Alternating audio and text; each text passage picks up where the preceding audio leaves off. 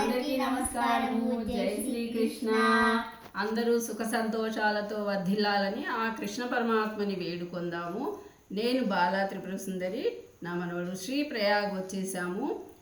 మొదటి అధ్యాయంలోని అర్జున విషాద యోగము నుండి ఈరోజు మనము చెప్పుకోబోయే శ్లోకం 34వ శ్లోకము.